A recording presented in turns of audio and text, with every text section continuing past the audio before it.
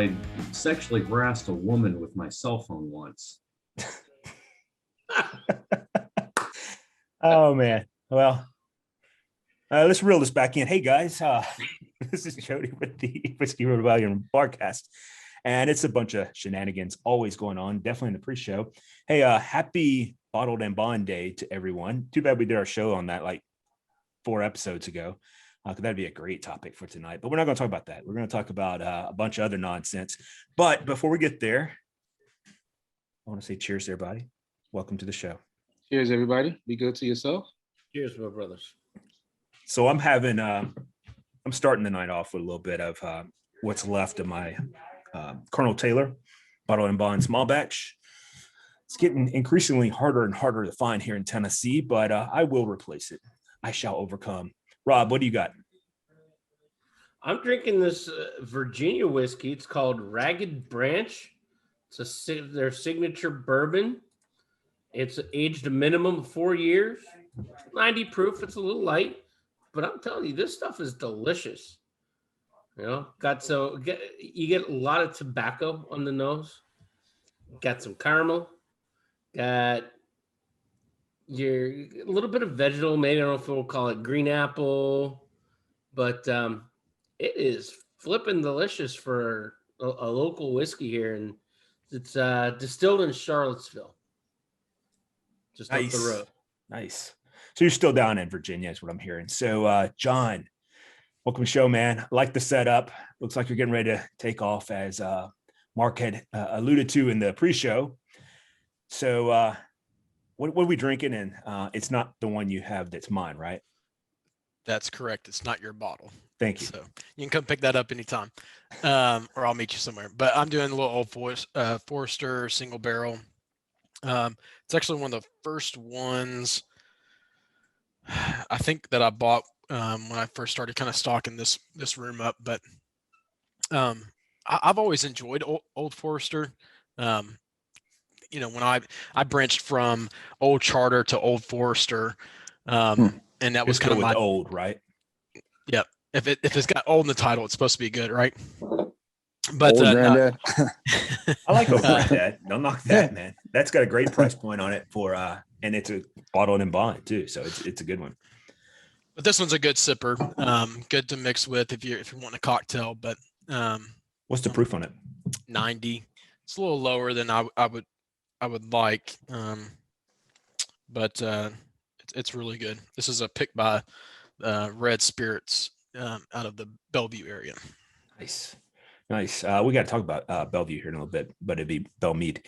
Anyway, Billy, what's going on, brother? What are you drinking? Not much, brother. Well, I'm still sipping on the Russell's Reserve. But before I go any further, first, let me give a big shout out to my wife, my ride or die, my brains of the business, for helping me putting labels together, dealing with my craziness, tearing up the house, making sauce. So let's raise a glass to her, gentlemen, please. I appreciate it. And I want to give a shout out to Chuck off the Barcast VIP.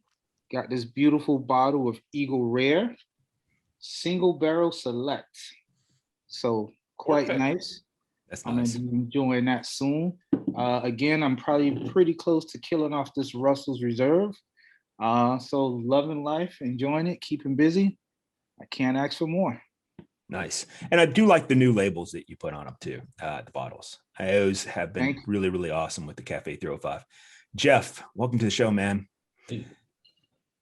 Well, I decided to go in honor of the day. I'm starting with one of the greatest bottled and bonds there is. Oh, you got to tell me about that, because I have a hard time with that one. I will be honest. So you're gonna have to expound on that one a little bit. I'm being a little sarcastic. I know you are. There's no I way. actually enjoy it, but you know, it's a corn whiskey, so it's not got a lot of depth, but it's got a nice sweetness. It's not overpowering in the alcohol. But yeah, there's not a lot there. I've got I'll follow it up with a New Riff single barrel bottle and bond that was gifted to me Well, you know what? Actually, this isn't bottled in bond because it's 111.5 proof. Well, that wouldn't make it a Huh? bottle and I bond. only It has have to the be, one bottle in bond in the house. no, bottle and bond's 100 proof. Right. Yeah. So that's, I just assumed I grabbed its new rift. I assumed it was bottle and bond because, Oh, gotcha. This is the proof. Yeah. yeah, but then I noticed because it was a single barrel proof, you can't be labeled bottled and bond. That's 'cause correct. it's 11 proof. So that's what I got going on tonight. Nice, nice. Yeah, you're gonna have to, as the night goes on, you're gonna have to tell us about the mellow corn, because I like to know what the mash bill is on that. I really would, because it is sweet. I would agree with that. That It's those distilled at tasty Heaven notes. Hill. So Yeah, so it is. You're right. It has to be at least 80% corn in the mash bill to be a corn whiskey. So it also has to be aged in either uncharred new oak or used barrels. Hmm. That's the definition of a corn whiskey in the federal definition of distilled spirits. Okay. Nice. Marky Mark, welcome to the show, man. I What's love up, your my shirt, by brother? the way. And we shall Mhm. never forget those folks. Amen. So I am. This is Old Fourth Distillery out of Atlanta, Georgia. Mm. Bottle and Bond. This is actually a Sprayberry bottle shop store pick. This is so damn good. I'd like And to give that a try sometime. this is for me. This is one of those bottles. When I first opened it, I wasn't a fan of. This is why I always go back. You'll never hear me call something a drain pour. I go back, check it out. I really like it now. So it's really good. What was it initially that you didn't like about it? Look at the sticker. You can't beat the stickers. When I first opened it, I just got ethanol. It was just alcohol. That was it. Mm. I didn't get anything on the nose, but poof. It was Oh, like it's only 100 proof. Yeah, and it was only, it's only 100 proof, but it just initially didn't smell that. The nose just wasn't there. So I poured, sipped, wasn't crazy about it. Put it back on the shelf. Came back a month later. Oh, came back a week later. Oh, I really like it now. So you, I haven't been able to do that yet with Slaughterhouse. It hasn't helped out. so Mark, what you said, you opened it about a month ago? no, I got this probably back in November, I think. And I let it sit for about 3 weeks, give or take. Popped it open again right around Thanksgiving. And it's like, oh, okay. Second time was better. And then my dad and we took a toast around Christmas. We did many toasts around Christmas. Of course. You guys did. That's true. And I was like, okay, I really like it. So yeah. If I didn't have such a variety, this bottle would have been killed. It would be dead, assassinated. Yeah. That would be an interesting topic to have maybe later tonight or something like that. But I do believe that's the reason why I stopped buying for a while, is because I feel like there's too much of a selection at my house. I don't know what to drink. I'm like, what am I in the mood for? I kind of like that, but I'm also, this one's calling me too, so I know that sounds like a less than humble position to be in, but it truly is. I feel like a warrior when I go out there. I'm just playing. But anyway, David or Jack, which one of you guys want to go? I don't know if Jack's just staring off into the world of nowhere. Usually it's how it happens. Go ahead, Jack. All right. I had to switch over to my cell phone, so hopefully y'all can hear me okay. Not doing a mic check this time. Doing the single barrel Old Taylor. And yeah, I've had this one for a little bit. It's probably a bottle kill tonight. I like this one. All of the E.H. Taylors are bottled and bond, and they're pretty freaking phenomenal. They are kind of hard to come by. This one doesn't. I'm doing this one neat, so no snowball, clear ice. See what you did there. Yeah. That's what we're gonna get. That's gonna be his progression on this show. Is he's gonna start drinking it neat more and more, just so we can stop giving him crap. Oh no, don't worry. I need to make more clear ice. Actually, I'm out. Oh, I just got like one chunk left, and I'm like, that's not enough. just go with it, man. Just go with it. Yeah. No. I'm So, drinking that's neat what I got. tonight too.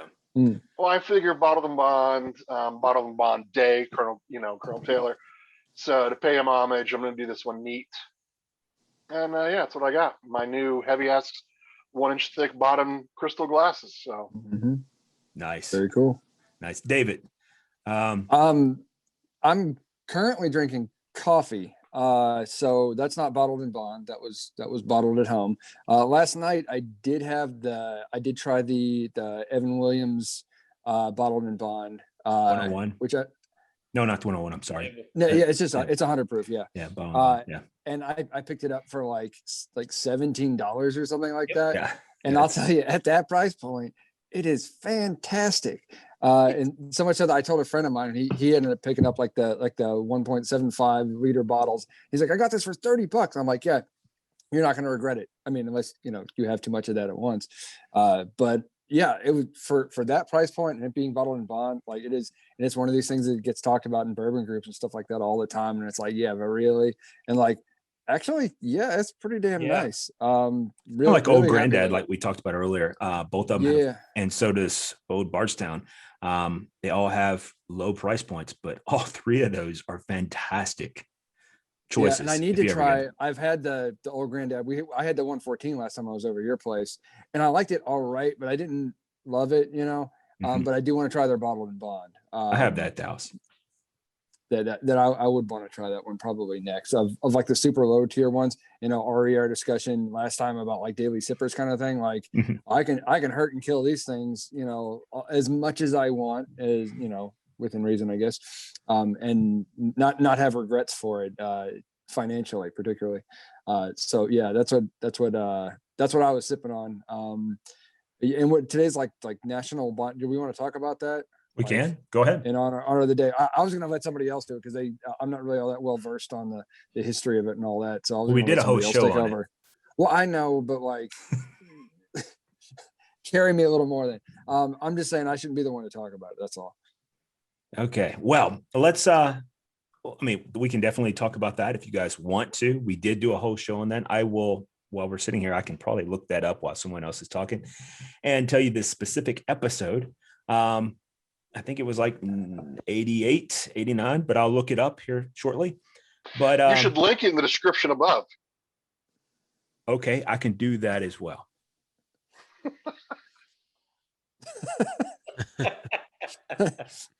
And we right, so moving on. But we had some interesting conversations or topics that were thrown around. I was into the history of the Whiskey Rebellion, how this little group is actually kind of a rebellion, true rebellion against the apartheid state of the of where we can't have bourbon in certain areas, but we can find it, we can locate it. So we can do that. We could have a talk about that. We can maybe even throw a little bit of that in with the laws that we're talking about tonight, but also the state-to-state laws and why it is that since July 31st, 2017, you can't have alcohol shipped to your house in the state of Tennessee, which is an absolute complete waste of nonsense of our Congress people that are here in the state of Tennessee. And then we can also link it into why does it cost so much, or why is the supply limited in other areas of the world? Like you would think for sure England would have damn near everything we have. And I'm sure there are a few people that damn near have everything we have, but I would say the majority of them do not. So you guys just throw it around. What would you guys like to talk about? Well, I'm sure at some point somewhere there's some science to it. And with our legislators? Well, with how started. certain people get certain things and other places don't. And even the makers, for instance, in Japan, that Blanton's, what's the Black Label? Black Label, yeah. Is only available in Japan. It's sure also the lowest proof too, because it has to be under, I don't remember what it is, but it has to be under a certain proof to be in the country of Japan. Right. But in a case like that, if it became available here, say 1,000 bottles, it'll be gone within minutes. Just because I would have one. Yeah, and I mean It's the lowest proof, so a lot of people wouldn't be excited about that. But it's the excitement of having something that's hard to get. We all speak about, things being hard to get. You guys were just talking about how it's getting harder and harder to get Colonel Taylor. I got 4 bottles and all of them have dust on them. I kid you not. Hey, Stop it, Jody. just saying. Stop. Easy, tough guy.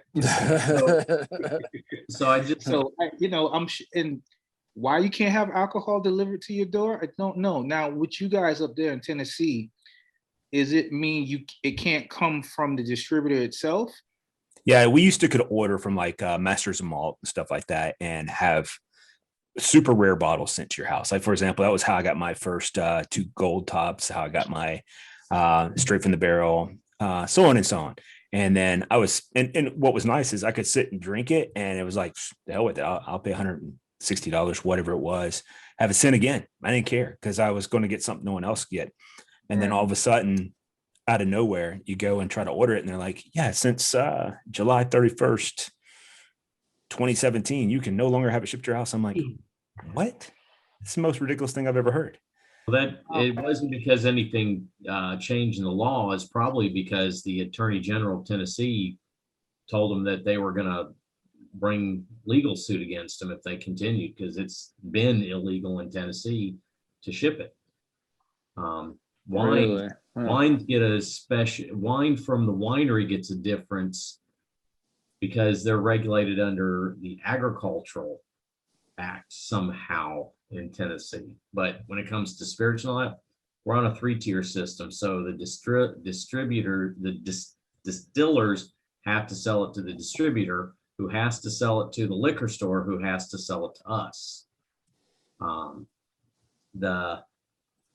I think it was changed, but for a while, even distilleries that sold it inside their own facility had to sell it to a distributor that then sold it back to them to sell in their gift shops. I think I've heard that's been changed, but That's asinine, man. yeah, it was. All of that's asinine. I don't understand. I mean, why would you not want to maximize the economies in all different aspects within the United States, no matter what the legal, like, no, it's not. Well, it's partly, well, that's a whole different political subject that we're not going to have tonight. But I will say this: if you want to correct a lot of things in this world, term limits and eradicate lobbyists, and you would have almost everything fixed overnight. But anyway, Let me- Tennessee, because the middleman lobbyist market won't give up their part of the chunk. oh, I know they won't. A lot of this came down. A lot of the different laws on shipping to different states, it all started after Prohibition. So each state has their own taxes on it, and that's one of the big reasons why. I know this because when I was looking to try to get stuff shipped back and forth, I'm like, why can't I get something shipped from New York to Colorado, but I can't get something shipped from, Washington State to Colorado? And a lot of it's just a couple of things is you have to actually have, from what I've read on it, you have to have a permit. The store or the distiller, they have to actually have a permit with the state that they want to sell it to or ship it to, but that state has to have a relationship and a permit basically with the state that you live in. So you can't even ship it to that. So I mean, I found a handful of stores in New York City that some of them have this permit and some of them don't. So some of them can ship and some of them can't ship to Colorado. It's really weird. It's all because of the Prohibition.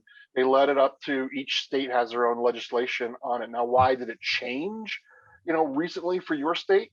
I mean, I couldn't tell you that, but I mean, I know that's kind of the ground rules on what I found out from when I was trying to get stuff shipped. Yeah. Well, I feel like a lot of that is probably, and forgive my language, I think it's somebody just really got butthurt over something and decided to bring up the legislation to do that. Because if you really think about it, you having Blanton's or whatever shipped to your house, was it really hurting anybody? Was it really causing any problems? If Tennessee didn't get their cut, it did. It hurt Tennessee. By the way, our Bottled and Bond episode is episode 85. It will be tagged in this as well. So, But Here, probably. Yeah, but as Jack brought up, it all stems out of the 21st Amendment when they were trying to end prohibition, they were fighting against the individual states. Several of them didn't want to give up prohibition. So the 21st Amendment specifically was written so that the states had the majority of control over intoxicating liquor sales in their own state. The federal government has very little control outside of setting federal taxes, outside of setting labeling laws, and mediating between states, making sure that interstate commerce is fair. Other than that, everything is up to each individual state, and that's why it is all over the place. So how would kind of tying that into the other aspects of our discussion this evening, how does that relate to like different store pricing, big box stores versus, I mean, I can answer more about the big box stores, it's economy of scales, but when you're looking at different locations, whether it's Total Wine or mom and pop store, or versus like a Costco or even ABC stores and some of the states run spirits, how come there's such a disparity with it?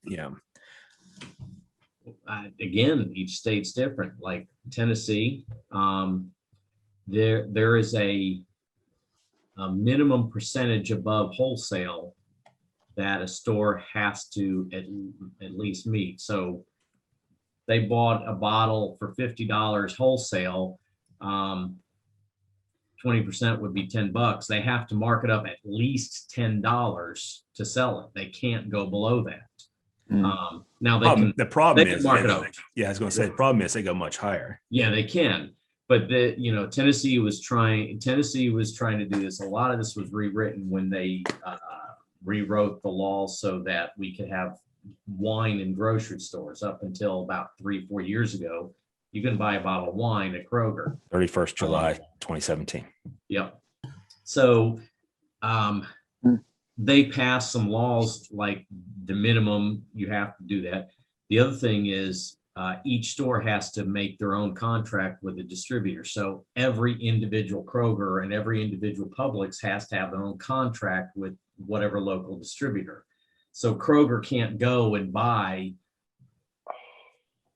1 million bottles of wine at that economy scale in Tennessee. So it's all of these things they were doing to try to protect these small mom and pop shop. Whereas other states, they'll let stores buy a bottle for $20 and to get people in the door, they let them sell it for 10. Well, and Florida is a little different. First of all, we don't have tax on alcohol and tobacco that we don't have, and it'll never happen. So I think that changes things as well. You guys have a state income tax though? No. Mhm. Wow, that is the perfect Property place. taxes are really high though. It sounds like you're getting ready to move, Jody. Well, I already have a property place down taxes can be a little high, but that has to do with Miami in itself because it's so popular and it's growing so fast.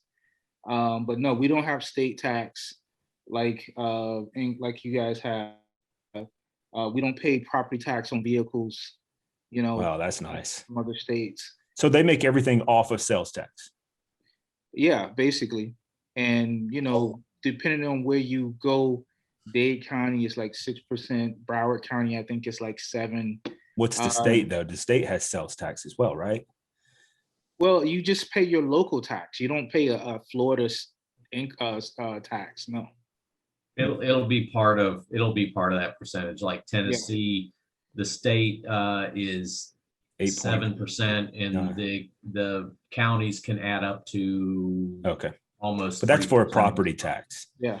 No, that's on our sales tax. And when it comes to like here in Florida, Publix, what they did, so you'll have a Publix and their liquor store will be literally next door. It's Publix liquor store, but instead of the liquor being actually inside the store, it's like on the next part right outside. Same thing goes with like a Walgreens. Their liquor store is right on the outside. And in Key West, the liquor stores open like at 6 o'clock in the morning. It's ridiculous. The Costco's Um, like there. Yeah, and Here but in when Key it West, comes I to, mean, yeah, And they have roosters. and if you go to Publix and if you can find Blanton's, it's $65. Yeah. It's never going to be anything more than that. The selection is not bad. It's the mom and pop stores that have a tendency to try to put you over a barrel. hmm. No pun intended, but like literally, I've seen Blanton's for $100. I've seen Rock Hill Farms for $300. And so from store to store, the swing in that is going to be so different. I've seen in Total Wines and Spirits where Heaven Hill Bottle and Bond 7-year is like $45. And another mom and pop store, it's $99. Yep.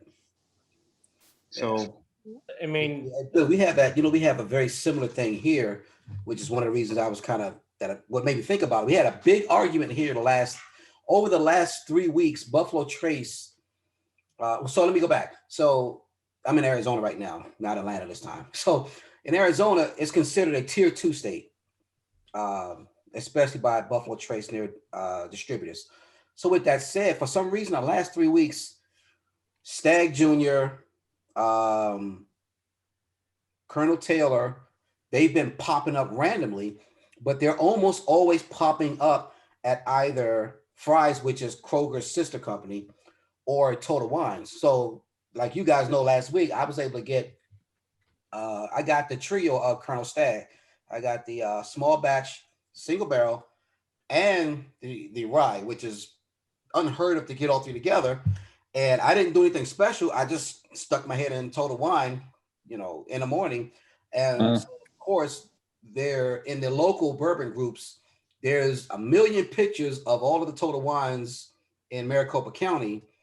And everybody's posting these Colonel Taylors, and those who couldn't get out are peed off. And it's like, I didn't get one, and I get. Then you get the tater talk. Oh, your taters, you stood in line. I said, actually, no, I didn't stand in line at all. I just walked in the door and said, hey. So then the conversation becomes, well, do you guys just go to the Total Wines and you just buy up all kind of stupid bourbons to become Grand Reserve? Which I can't speak for other people. I don't do that. Now, yeah, I do go to Total Wine because for one, if I want my lagers or beers from Trinidad, I can't get those in a mom and pop. There's no mom and pops here in the state of Arizona that carries carat, not a single one. And you guys know I like rum. Mom and pops don't typically sell a lot of the rums that I like. Yeah, they'll have Foursquare. You might find Kirk and Sweeney, which I'm not a big fan of. And again, I like Foursquare, but I don't feel like I need to pay $120 for some damn rum. When I can go and get I can go get some Zakaya, some Angostura from Trinidad, even some Appletons, and God forbid Bacardi. But I can get Bacardi Grand Reserve for $40, and it's excellent. So, do I really need to go to certain places to spend $160 on some rum? No. Now I shop mom and pop with everything I do. Cigars, I go to brick and mortar. I also get cigars online. I also go to different places to get stuff. So it's just been a really, really, really, really big argument, a big fight. And I see it in Atlanta as well with the Atlanta groups. Again, it's Total Wines because Total Wines get their allocations. The mom and pops don't typically get their allocations. But as you guys have heard me mention, in Atlanta, this is my favorite mom and pop right here, Sprayberry. And they get excellent store picks. And he's working on a Maker's Mark store pick right now. So again, even with some of the mom and pops, they don't always get some of those special Maker's Mark. And this has been a hell of a year for Maker's Mark. Yeah. What about for you, Rob? You have trouble getting your hand on anything like that? The 3 states I've traveled in are all state controlled. Okay. So pricing is set by the state. Even Ohio is a little bit different because they do have some mom and pop stores. There's a place in Boardman, Ohio called Chalet Wine and Liquor. There's Pat Greens in Cleveland, but they still it gets sent to them by the state. They get told what pricing they need to charge from the state. And these guys that are the mom and pops, I guess, that are selling the liquor, they're praying that when other people come in, that they're coming in and buying a couple of 6-packs, because that's where they're making their markups on in Ohio. See, and this is the reason why I wanted to tie it back into the Whiskey Rebellion aspect, because the Whiskey Rebellion, for what it was there for, what it started with was a bartering system, was that crop for the Pennsylvania farmers, they couldn't carry it and for it to stay good all the way until, into the cities and stuff like that. So they started making rye whiskey out of it and using that as a bartering device to be able to purchase goods and services. Then they wanted to start taxing it. And then you had Washington riding in with the militia for the only sitting president in the history of the United States to actually, lead an army into Pennsylvania, because they had taken a couple of the tax collectors and literally tarred and feathered them and beat them and all of that. I mean, it's fantastic stuff. 1791 was awesome. I'd love to do some of that today, but that book right now that I was telling you about, I'd listened to before. I'm listening to it again, getting ready for it. Yeah, it's but anyway, so that's what I think makes this community really, really fun, because we have all these different areas and avenues, and I wouldn't say we circumvent any rules or regulations. And you know what, I'm just continued to be amazed to find such a wonderful group of olive oil enthusiasts. Yes, you yes. guys have just been the greatest friend. I feel like I found my we're all tribe, Italian. Yeah. Grazie. We're all Billy Bree love wannabes. We're like Stans. We're all Stans. There we go. Changing everybody's name to Stan. But no, it's not even that. Even locally, like John's found stuff that I can't find, and vice versa. And then I traded him a bottle of Foolproof, right? Or was it 12-year? 12-year.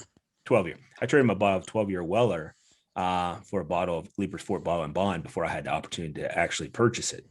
And I got it at a store, and I paid at a mom and pop store, paid a upcharge on it, and felt like it was still a fair trade, to be honest with you, because Bottle and Bond Leaper's Fort is fantastic. Rob, oh my God. And then that real quick, hold on a second. Then Mark had the opportunity to try that in Arizona, and I'm sure there's no one else in Arizona that had that. Go ahead, Billy. Sorry about that, Rob. What kind of state tax do you guys have on alcohol and tobacco? Is it high? 6%. PA is 6%. Ohio, and where I live in Allegheny County, they do another 1% on top of that. So 7% in Allegheny County, 6% statewide. Ohio is similar. It's like 6.5%, with all the local counties will throw 1% or 1.5% on there. But it's not terrible. Virginia, liquor, I think, is like 4 or 5%. 4.5 was. But like And food, I even higher. looked at the tax. I went to Waffle House because, I don't mind a good breakfast at Waffle House in the morning. It's a greasy spoon, of course. I am not going to knock Waffle House. I've got many pictures of me and my boys at the Waffle House together. Yeah. I like Waffle House. Yeah. I looked at my bill and I'm like, the tax on food at the Waffle House is like 11.25% tax on food. I'm like, dude, it's there's like $2 tax on my $10 bill. What the heck? He's like, yeah, it's the state tax, man. I'm like, are you kidding me? So I think PA, when it comes to how brands are allocated, like everyone knows, in Ohio, it's like Wellertown. All of Ohio, you can go into the Giant Eagle, into the Kroger, and there's just cases of Wellers. They're selling out when they get their shipments in, but they're getting shipments in twice a week, and they're getting 5 to 10 cases of A107 and Special Reserve. I haven't seen much of the 12-year or the full proof, because I think a lot of the bars are buying that stuff before it's actually hitting the market for sale in the stores. But PA, you may be lucky to see 4 cases of Weller in the state. Wow. And it goes to the, I don't want to call it the specialty stores. So they have fine wines and good spirits. It's all alcohol is sold through there. But there's 5 bourbon collection stores in the state of PA. There's 4 out on the eastern side of PA and around the Philly market in that area, and there's 1 in southwestern in Pittsburgh. And those stores tend to get some more of the harder to get stuff. But if you're not paying attention to the website and you're not there when that store opens at 10, the bourbon groups, the PA Bourbon Group, the Pittsburgh Whiskey Society that I'm in, these guys, they're at 9 a.m. Hey, we just saw on the website this store got a case of Colonel Taylor. If you're not there when they open the door, there's a line of 40 guys waiting to go in and get 2 cases of liquor, and it goes like that. And another interesting thing about Florida, and I don't know if it's just Miami, but in Miami in particular, if you had a restaurant, if you wanted to sell just beer and wine, anybody can get that license. It's like $500, no big deal. If you wanted to open a liquor store to sell liquor, it's going to cost you, but it's fairly simple to do. But if you own a restaurant and you want to have hard liquor and you want to sell bourbon and whiskeys and things like that, the state of Florida, I don't think, has issued a new liquor license in over 10 years. Wow. So you literally you can go through a broker where you lease someone else's license. Or let's say you had a bar and you closed down, but you still had a liquor license for that bar. The bar could have been closed for 10 years, but people keep the liquor license going. And it's okay, I'll sell you the liquor license for $4 million. And just to be sweet, I'll throw the building in for free. You see here, the liquor license, so we have about 12 different liquor licenses here. But that's crazy. There are a couple that are portable. So you can buy it, you can take it with you. Yeah, they're on the expensive side, but you can take it with you. I bought it to sell liquor. I don't have a brick and mortar store right now. And when I get it, then I can essentially start buying. But yeah, it's portable. I've really been thinking about getting one myself. So it's funny.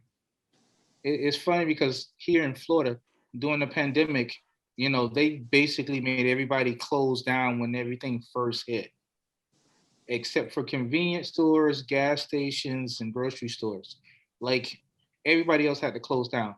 But liquor stores, at no point did liquor stores close. It was threatening, but they never actually closed. I don't think they closed anywhere in the nation. Yeah. Include California. Essential. Didn't they close? Or Pennsylvania closed theirs down the Thanksgiving Eve? I hear. So that's kind of the funny thing. So one of the things that changed when they did the wine and grocery store, in Tennessee, we just recently got it changed so you can have a liquor store open on Sundays. For the longest time, you could drive to a restaurant or bar on a Sunday and get shit-faced and then drive home. But you couldn't drive to a liquor store and buy a bottle or 2 or 3 and go home and get trashed at home, because that's the Lord's Day. So that recently changed where they allowed liquor stores to be open on Sundays. And one of the other things they changed, there were 6 holidays that the stores had to be closed, and was New Year's Day, Easter, 4th of July, Memorial Day, Labor Day. So I guess it was 7, Thanksgiving and Christmas. They changed that. Now there's only 3 days, Easter, Thanksgiving and Christmas, the religious tied holidays. Yeah, you couldn't go to a liquor store on the 4th of July and restock for your party for the longest time. It was crazy. Yeah, here in Florida it's open season. I think a few years back on Sundays you couldn't buy alcohol before noontime. So I couldn't do my breakfast shows back then, but It was The funny. breakfast show. I like that. That's a good name for it. We were in now Galveston. it's really open season. Liquor stores are open 7 days a week. And of course, with the DUI laws and stuff like that, here in Florida, so let's say you were out drinking, you decided you wasn't going to drive, and you climbed into the back seat of your car. But if the cops came upon you and you had your keys in your pocket, you still got a DUI. You could do that here in Tennessee. They Yeah. do the same thing here in Tennessee. Arrested So many people like that back when I was a police officer. So yeah. speaking of the law, here she is. Hey, So we were in Galveston this weekend, and Sunday morning we went to get lunch. It was 11:30, and so we ordered a couple of drinks, and the waitress says, "I don't know if it'll let me. I may have to wait until noon." And we're like, "What?" She goes, "Yes, as in Texas, you can't sell liquor before noon." Then she came back and says, "Oh, the computer let me put it in." So it's like, yeah, you know what, Jeff, I get that when I travel because I typically fly American about 90% of the time. If I have to fly through DFW and I'm there in the morning, I can't even get a Bloody Mary until I think 11 or so. yeah. So you Well, know, she said she said it with the It's state standard. law was 12, and okay, maybe it's apparently, 12. yeah, apparently their restaurant doesn't care because down in Galveston they don't enforce a whole lot.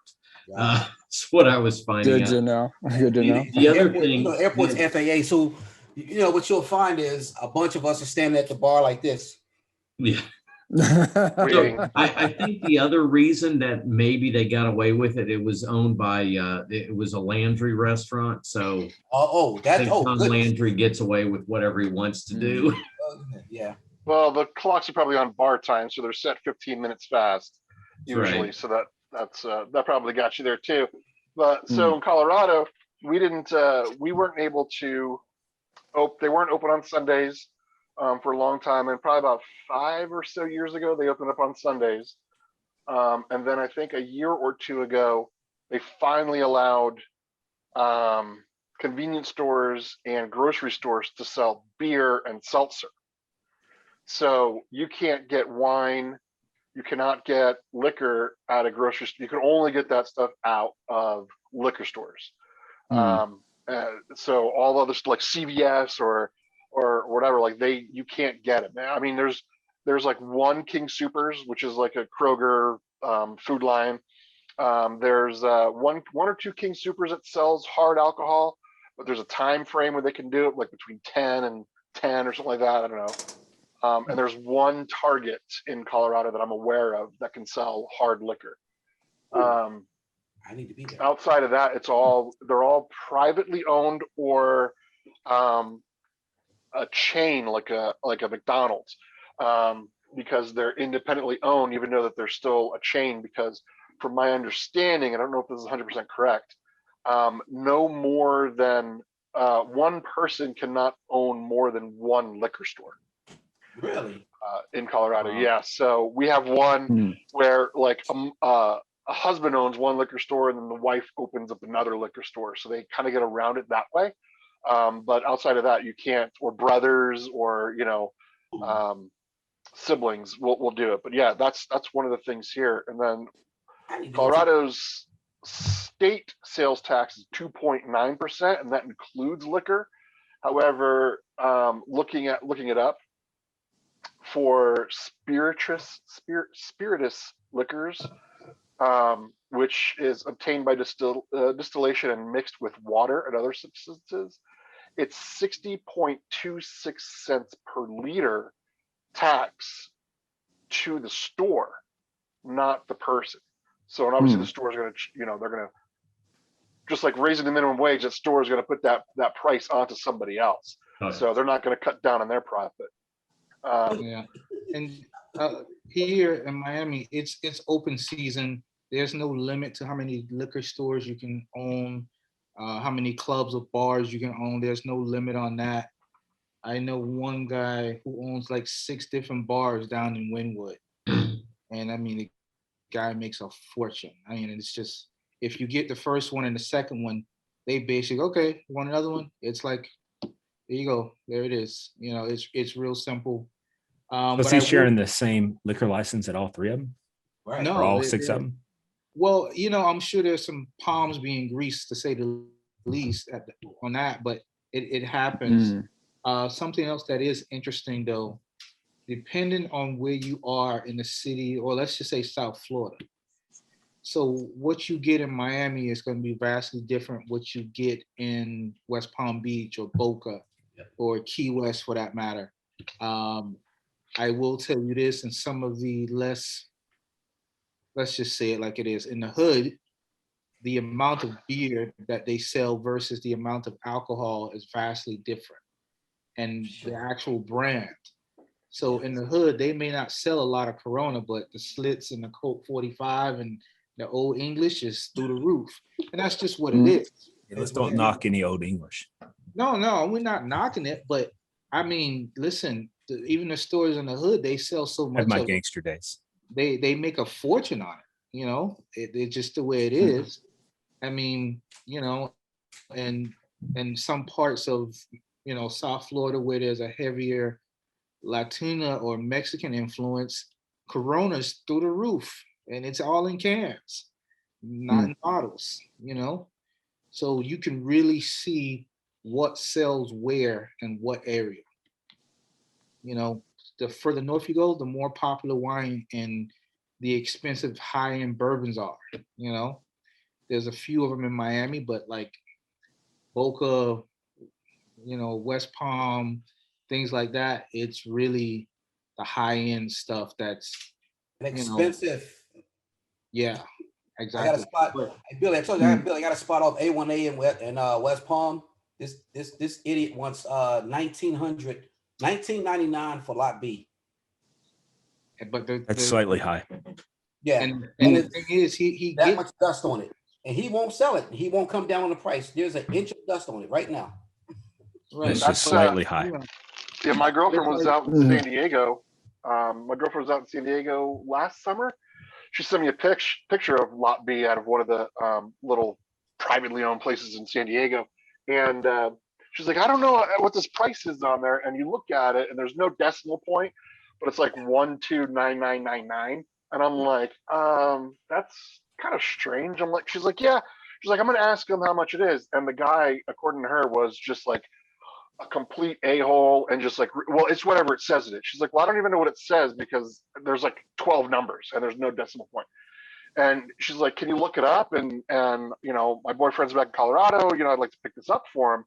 And the guy was like, well, it is what it is. I think it's what, 12.9, 12.999 or whatever. And she's like, well, are you sure that's the price? Can you, is that firm, or can you come down off of that a little bit? He's like, nope, that's what it is. And this thing, again, yeah, it was, you couldn't see inside the bottle. It just looked like a white Mexicali bottle because it was covered in dust. It's been sitting there for a while. And she's like, if the guy would have came down like $800, she's like, I probably would have bought it for you and brought it back as a gift. I'm like, first of all, stop. Don't freaking do that, because I can't allow you to. Not allow is not the right word to use, but I'm like, I would feel guilty. Yeah. Misogynist. Well, I mean, yeah, I am, right? Yeah, I'm but like, after you drank that whole bottle, you wouldn't feel guilty anymore. I wouldn't feel anything. If But, you drink it if all I in one drank it- setting, you would Yeah. feel Yeah, and see, again, that the same thing here in whatever Miami. the doctor told you to feel. I've gotten Heaven Hill for less than $80, and I've seen it as high as 300. It's like, so when it comes to regulating prices here, there's nobody trying to regulate it. It's just, Yeah, okay. If you want to sell it for $1,000, nobody's gonna stop you from selling Well, it for $1,000. that's like the secondary market with freaking Bell Mead honey right now, or the other one that's the vanilla. And it's Yeah, like the vanilla. I'm like, you're killing me, man. You guys, first of all, I wouldn't pay either one of those prices. I wouldn't pay over, and you guys know I'll pay over MSRP on those. I would Mhm. rather have a deal. Like it needs to be either $10, $20 under MSRP for me to even remotely be interested in them. I don't even understand the novelty behind it. I'm like, it's a flavored whiskey. I don't understand it. I just don't get it. Well, I mean, listen, again, we're all jaded when it comes to getting our hands on stuff. To a point to Yeah, where but we're talking about like the highest I've seen so far. I've seen somebody wanting to trade Bell Mead earlier today, Bell Mead honey and vanilla for lot B. That was what they wanted. And I'm like, no. I would be like, if I had lot B and you offer those to me, I would be like, and Right.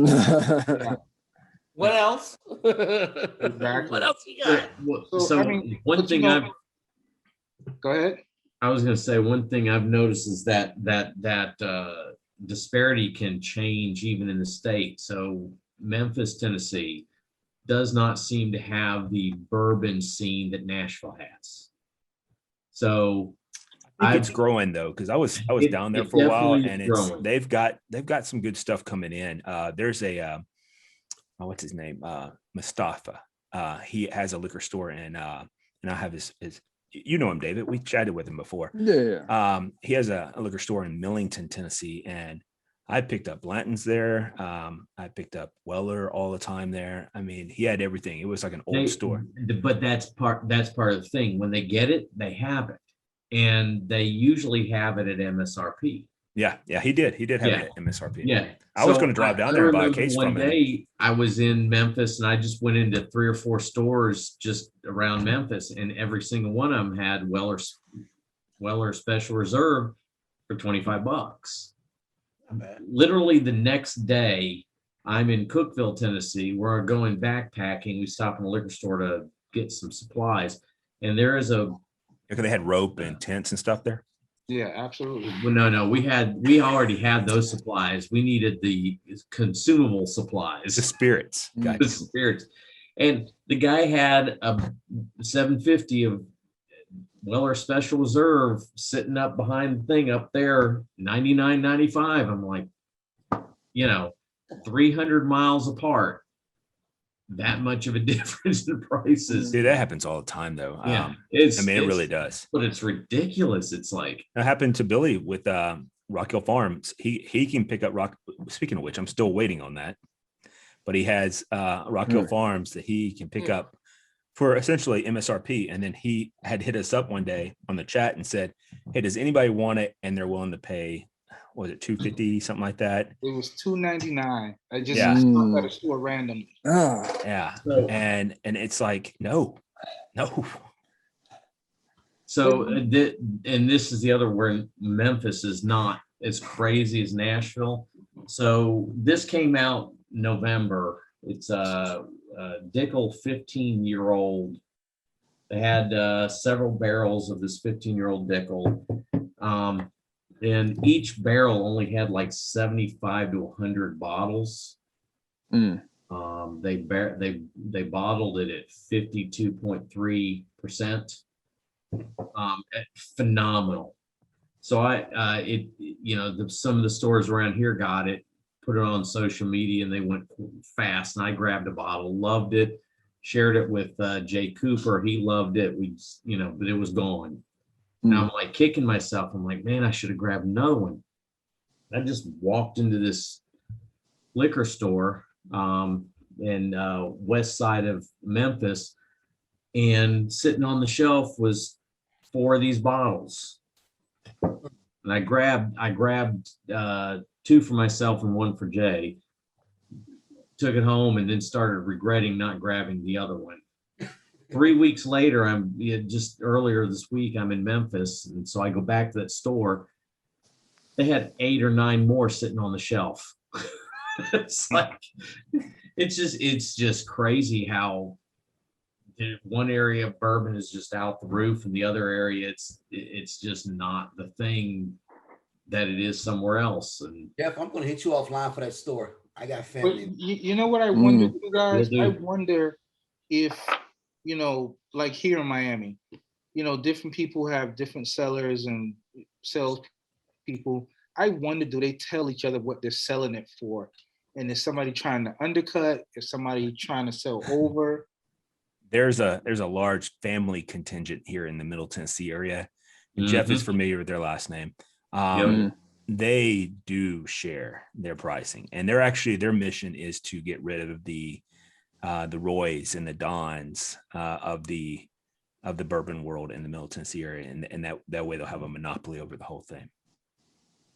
I could see that. Yeah, so I just wonder that, and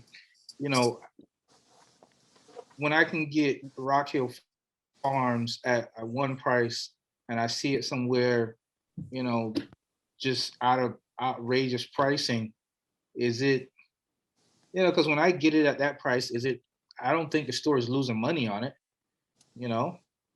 and by the way, guys, I do have the case. I'm just waiting for something else to send with it.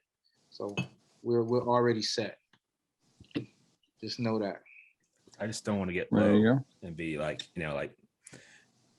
have to go on my toilet paper thing again about how you shouldn't be ever low on toilet paper, ammunition, or bourbon or coffee. You should have all of them. Coming from the man who probably has more bourbon than anybody else on this show. That's probably true. I don't know. Me and I Jay. think Jack. Jay I was would going to say Jack Frost. I would say it's in this order. I would money. say it's Jody, Jay, Rob, Mark, Jonathan, I would say Jack is up there in the top Jack two. Frost. Yeah, I think it's have me and Jack. Jay are. Why? I think Jay and I are probably pretty close to about the same, but then I think it's Jack, and then I would probably go. Mark would be my third or fourth. Yeah, I'm coming up on 200 bottles. Oh, well, then he's got first place. Listen, I think So, yeah, I Rob, was saying. Like, and Rob I is have- lying. Rob I is have- sitting there like a cat who ate the canary. No, not 70 me. bottles, man. Not Seven. me. No. I'll have to count and see how many I have. I have It's probably not that many. I have 47 bottles in the garage alone because I can't fit them in my cabinet. That's crazy. That's why I have. That's why I have two. What about you, Jonathan? How many bottles do you have? I have 83. 83. So it would in this case it would go Jack, me and Jay somewhere around the same. And you said Mark, how many did you say you had? I'm somewhere around 100, 110 maybe. So then Mark and John. See, Yeah, Rob's I'm- down I'm- lower on that list than you think, Billy. I don't Yeah. know. I'm probably the lowest man on the totem pole here. Negative. David is. No, I've got to be. I'd be surprised if I had more. He's than like 30 I bottles. want to count. He's like I'm like. So how many hands do you think you're gonna need? I might have One? to use all my fingers and toes. Or two. So I might have So I might I'll have get to more 19 open anyway. bottles than he has bottles total. What's that? That's that I Bugs may Bunny. have more open than he's got total. See, now that brings up a different discussion Almost that all we mine could are have open. because I have almost everything open unless it's a double, something like my Blantons. Obviously, you're not going to open all your Blantons or all your Rock Hill Farms when you already have one open, or Eagle Rare or whatever it might be, or Stag, unless that's not true. You would have both of them open. My two are not both open. But yeah, I would say out of the large assortment of bottles I have, 99.9% of them are open. I'm not about- Because I like to share. I like people come to my house if they want to have a drink and they're not well-behaved James, I'm going to pour them a drink and we're going to have a good time. Well, I am going to say this. I got more barbecue sauce than all you dickheads. I'm glad you did it in your sexy voice. And you had to get the microphone really close to do it. Yeah. Ridiculous. That's too All right, funny. guys, for the live show or for the live recording show, man, this has been fun. It's actually turned out a lot more intellectual conversation than I anticipated with definitely where we started it. You know, we still haven't heard the rest of the story. You want to lead us off with that of what happened? I sure will. and then we'll say bye and cheers of the recorded show. So for a while, until we found out what he was really like, I had for my text message notification, George Takei's "Oh my." So I'm installing a card reader on a door, and this lady walks up beside me. I kind of see her in the peripheral, walks up beside me, and I kind of look over, and she's kind of waiting to get in. So I kind of move over a little bit so she can open the door. And just as I do that, I get a text message. Oh my. I'm sitting there, working down like this, and then out of my peripheral, I notice she's still standing there. So I look over at her, and she's just got this look on her face. And I look at her, and she goes, "Did you say that?" And I'm like confused for a second. Then I'm like, "No, ma'am, that's my text message notification." And she just gave me this look like she didn't believe it, and just kind of huffed and then walked in the door. You guys, I sexually That's good harassed a stuff. woman with my text message notification. do you guys ever Was watch she? Impractical Jokers? Oh yeah. Mhm. Yeah. Right. So there's this one where they're sitting in the like a waiting room, and they're trying to make each other laugh.